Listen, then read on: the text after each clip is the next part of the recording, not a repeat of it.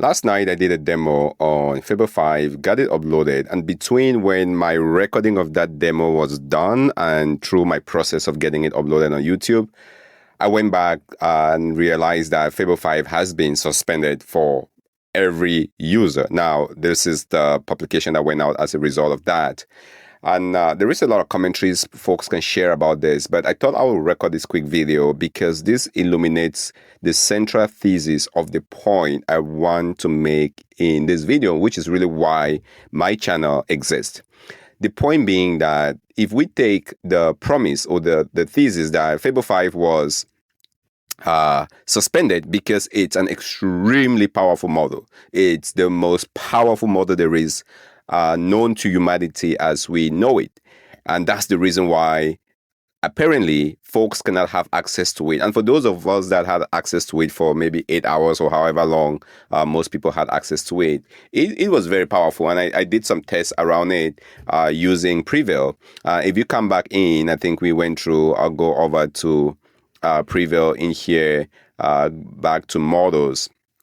And as of making this video, if I expand the models in here, we should see Fable 5 is no longer available. If I rerun the tests on this, it would essentially doesn't exist. This model doesn't exist, and it gets a failure here for us. Now, all the other models exist. And most people who got Fable 5, and this is really why I want to make this quick video, is they will use it to build apps, and they're running through benchmarks and thinking, can Fable 5 build me this game app in 3D? And it's so cool. I get it. I get it that it's cool to see those demos. But now we don't have Fable 5 anymore. Imagine if you had Fable 5 and you essentially, and this is what I would recommend people do, and this is really why I'm making this video. If you have Fable 5, you point it on your, let's say, your career context and scenario, and you tell Fable 5 to give you a plan for the next 30 years on how to optimize your career as best as you can do it. Assuming that you take the most powerful model, the model that people are not even allowed to have. Somehow you have access to that model. You point it at your career. You give it all the context and say, give me an advice on how to optimize my career for the next 5 years, the next 10 years, the next 15, 30 years. Once you have that plan, once you have it, you can then somehow execute on it with any other model you want. And I think part of the reason why we cannot get access to this model, and I'm getting passionate here, is the separation between the upper class or the intelligence class and the everybody class, where you would have the people who have the ability to have the intelligence that allows them to just keep getting more intelligent, and then everybody else like us that doesn't have that intelligence. And so when you have a model like Fable 5, the reason why you cannot have it is because it's too good. Yet we had an opportunity for 8 hours, for 10 hours, and people are using it to, I don't know, make a tic-tac-toe game, or to make something in 3D, or to write a marketing campaign. Meanwhile, if you had that opportunity to point it at your career, and this is what I think for me the lesson would be, what advice can this give me to optimize my career for the next 5 years, the next 10 years? Because who knows, these models might never come back. Maybe Mythos or Fable 5 might never come back. I mean, we're hoping that it's going to come back. It really might never come back. And now we've missed that opportunity on getting the best, assuming that is really the best intelligence out there, pointed at your career to give you amazing career advice, or pointed at your insurance context to give you amazing advice for the next 5 years, 10 years, or 20 years, or pointed at your wealth position to give you amazing advice on how to manage the wealth situation you have right now and put yourself in a position where you can be in a better wealth position. This is all, even just looking at your fitness, or what you should learn, or the places and things you should travel to, because that's the most intelligent model there is out there. Now, somehow, we've missed that opportunity. And to me, this is a wake-up call. If you are still looking at these intelligent models and taking it for granted as if it's always going to be there, as if it's our God-given right or birthright to have access to these models, I think you're completely mistaken. It's just a matter of fact that today, let me go back to my models. Today, we have access to Opus. Let's take Opus 4.8. It's supremely intelligent. If you take Opus 4.8 from me, it would degrade. It would really degrade my workflows, and I can speak for me. It would really degrade the workflows because it's there's just so much intelligence packed into it, and which is why I was so excited with Fable 5, because now you're going one step. It's a step function leap from 4.8 to 5 in terms of the intelligence on the kind of advice I will get from my career on how to optimize that. Now you've taken that away, and now I'm stuck with 4.8. Imagine a scenario where you took out 4.8 and all I had to deal with was Heiko 4.5. That would be punishing. That would be punishing. So the goal of this is, don't just look at these models and assume that this will be there forever.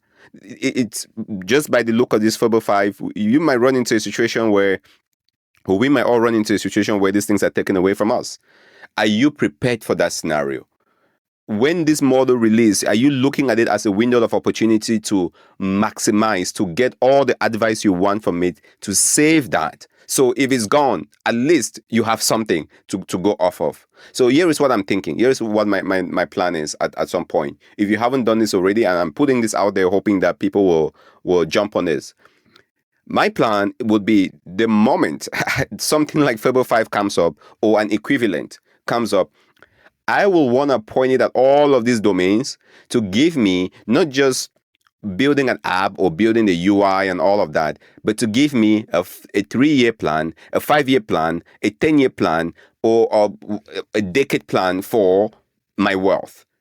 Save that plan, take it, let the best intelligent model spend the tokens to give you that plan. It's very expensive for a reason. I think Fable 5 is 2x or 2 times the cost of the next one, which is Opus 4.8. So pay that extra tokens. Point it at your wealth. I'm just using wealth here as an example. Any domain could be relevant for you. Maybe you just want to keep track of your boats. Point it at that. Let it give you the plan. Let it give you the intelligence. Let it give you things to execute on. Once you have that, save it. Save it like your life depends on it. I will tell you that. Save that plan. When it comes to execution, you can always go back to the low-hanging fruit models, even the open source models, or some of the cheaper models to do the execution. But intelligence, you want the best intelligence. I don't think this is something where you can even argue on. If given the chance to make decisions with the best intelligence or the second or third best intelligence, I think anybody will agree that the best intelligence, at least for the planning phase, is necessary. Once it goes to execution and building and doing all the apps and things like that, I'm fine with Sonnet. I'm fine with like the open source Llama models. I'm fine with Kimi K2 or some other models that is cheap. But I cannot be fine if I have the opportunity to get the very, very best model and I'm not taking advantage of it. That to me is a call to action. You're going to watch a lot of videos with people telling you, wow, look at how cool. And I was actually on YouTube just looking around. I searched for Fable 5. You will see people, and I watch a lot of content and consume that. I'm a content creator myself. I watch all these videos, and you will see people talking about using Fable 5 to build an app, using Fable 5 to clone something, using Fable 5 to one-shot something. But yet, how many of those people are talking about the fact that the most intelligent models that somehow will not even trust it to have in our own presence? And for the very, very brief time we had it, people don't have the infrastructure in place to make the most of it for the intelligence it brings, for the decision making it can apply to your life, to the domains that are important to you, the most high leverage things that are important to almost everybody. People are simply just, to me, sleeping on this opportunity, and that's why I'm spending quite a bit of time with Prevail, because the next time it comes in, you will want to go in your domains. Again, you have to have the domains. If you don't have the domains, this will not even work for you. You have to have those domains. Think about somebody struggling with their taxes, and now you have the best most intelligent model known to humanity, where the government says we're not even trusted to have access to that. And you had it for a time, and no one bothers to say what advice does it give me on my taxes, on how to optimize that, or my insurance. Take insurance as an example. People overpaying for insurance, not the right coverage, not the right policies, not the right thinking around that. Expensive, under coverage, and such. What advice can the best model give you in this domain, and what would that mean for you once you have that? This to me is the big opportunity. And some part of me says, you know what? This is a wake-up call. This is a wake-up call to everybody using this AI and thinking AI is just for writing emails, cleaning my inbox, triaging that. If that's all you do, then open source models, these models that people will give it to you for free, can do the job. Olama models, open router models, those will get it done. But when it comes to the best of the best, the cream of the crop, the very top of it, you have to treat this as a limited resource, because this is what will separate the people who win, the people who like just keep compounding. It's like a snowball effect. The more intelligent you are, you make more intelligent decisions, and the more intelligent decisions you make, the more you put yourself in the position to even make more intelligent decisions. But for once, intelligence doesn't have to be in biology. It doesn't have to be in the brain. For once, we have an opportunity where no matter what your SAT score is, no matter what your high school score was, you have the best of the best. It's literally the playing field being leveled for everybody. It's literally, the analogy I think about it was, there was a time where if you had to go for those in the US, from the East Coast to the West Coast, you essentially, if you were not fit, if you couldn't walk, if you couldn't sustain being in a carriage, horse-drawn, from the East Coast to the West Coast, you never will make it. So fitness was the differentiating factor. Then you had the railway. Eventually, you had an airplane. For the most part, it doesn't matter your fitness level. I think there's still some nuances there, but you can go from the East Coast to the West Coast in hours. And so the playing field is leveled. We now have the opportunity to have this level playing field with intelligence. We had the opportunity where it doesn't matter what your IQ score is, it doesn't matter what you look like, what your brain power is, it doesn't matter. If you can put in a prompt, you will get the same level of intelligence like the person down the road. Compounded over time, it levels the playing field. And if this is what we have, and you have people who would essentially take it, and all they do is, well, let me point at my emails and summarize my email for me. Meanwhile, their insurance hasn't been taken care of. Their wealth is struggling. Their career is in limbo. Travel is just upside down. Their fitness is not even under control. Then how are you applying the best intelligence we have? What is your strategy for that? To me, this is the wake-up call.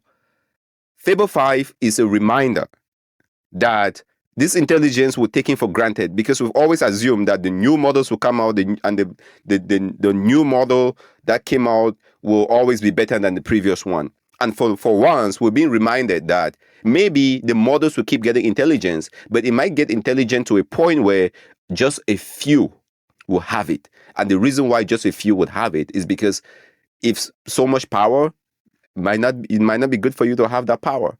But that power is going to be in somebody's hands. And what does that mean? What does that mean? So this is a wake-up call. It's a little bit of a longer video. It's a rant. It's not a demo. We're going to continue building. We're going to continue inspiring on how to use these models for your life. The stakes are too high. The stakes for this are too high to have the most intelligent model, and all we can think about is building video games. There is a point for building video games, I get it. But if you haven't thought about applying that to high leverage areas of your life, I think we're just completely, for a vast majority of people, at least the people who are my audience, for a vast majority of people, if you're not thinking about an infrastructure to apply consistently, these models to those pain points of your life and get the leverage from there, I think we're missing the point. Hopefully, this was helpful. A little bit of a rant. Thank you for watching. This is Fro. I'll see you in the next demo.